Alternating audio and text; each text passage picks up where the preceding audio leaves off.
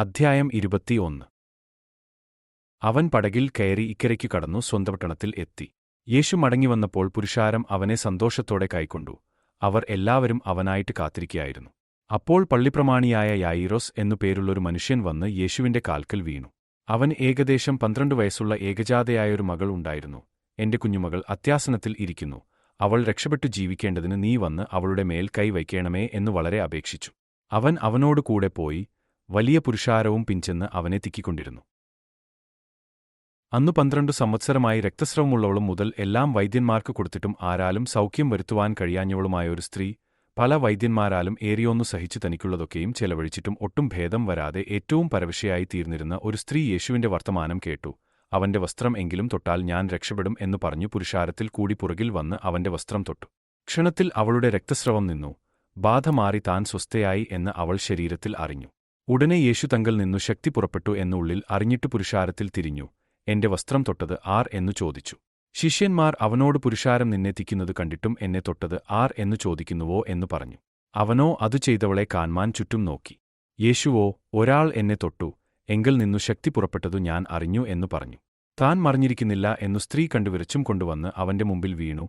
അവനെ തൊട്ട സംഗതിയും തൽക്ഷണം സൗഖ്യമായതും സകല ജനവും കേൾക്കെ അറിയിച്ചു. അവൻ അവളോടു, മകളേ, നിന്റെ വിശ്വാസം നിന്നെ രക്ഷിച്ചിരിക്കുന്നു.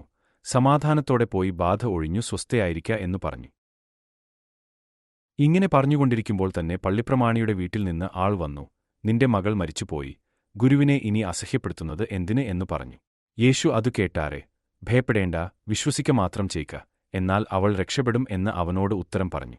വീട്ടിൽ എത്തിയാരെ പത്രോസ്, യോഹന്നാൻ, യാക്കോബ് എന്നിവരെയും ബാലയുടെ അപ്പനെയും അമ്മയെയും അല്ലാതെ ആരെയും അവൻ തന്നോടുകൂടെ അകത്തുവരുവാൻ സമ്മതിച്ചില്ല.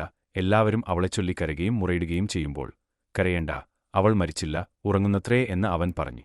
അവരോ അവൾ മരിച്ചുപോയി എന്ന് അറികകൊണ്ട് അവനെ പരിഹസിച്ചു. എന്നാൽ അവൻ അവളുടെ കൈക്കു പിടിച്ചു. ബാലേ, എഴുന്നേൽക്ക എന്ന് അവളോട് ഉറക്കെ പറഞ്ഞു.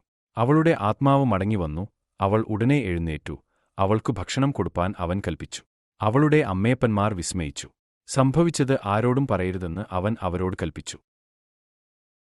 യേശു അവിടെ നിന്നു പോകുമ്പോൾ 2 കുരുടന്മാർ, ദാവീദ് പുത്രാ, ഞങ്ങളോട് കരുണ തോന്നേണമേ എന്നു നിലവിളിച്ചും കൊണ്ടു പിന്തുടർന്നു. അവൻ വീട്ടിൽ എത്തിയപ്പോൾ കുരുടന്മാർ അവന്റെ അടുക്കൽ വന്നു. ഇതു ചെയ്യുവാൻ എനിക്ക് കഴിയും എന്നു വിശ്വസിക്കുന്നുവോ എന്ന് യേശു ചോദിച്ചതിന്, ഉവ്വ്, കർത്താവേ എന്ന് അവർ പറഞ്ഞു. അവൻ അവരുടെ കണ്ണ് തൊട്ടു. നിങ്ങളുടെ വിശ്വാസം പോലെ നിങ്ങൾക്ക് ഭവിക്കട്ടെ എന്നു പറഞ്ഞു. ഉടനെ അവരുടെ കണ്ണു തുറന്നു. പിന്നെ യേശു, നോക്കുവിൻ, ആരും അറിയരുത് എന്ന് അമർച്ചയായി കൽപ്പിച്ചു. അവരോ പുറപ്പെട്ട് ആ ദേശത്തിലൊക്കെയും അവന്റെ ശ്രുതിയെ പരത്തി.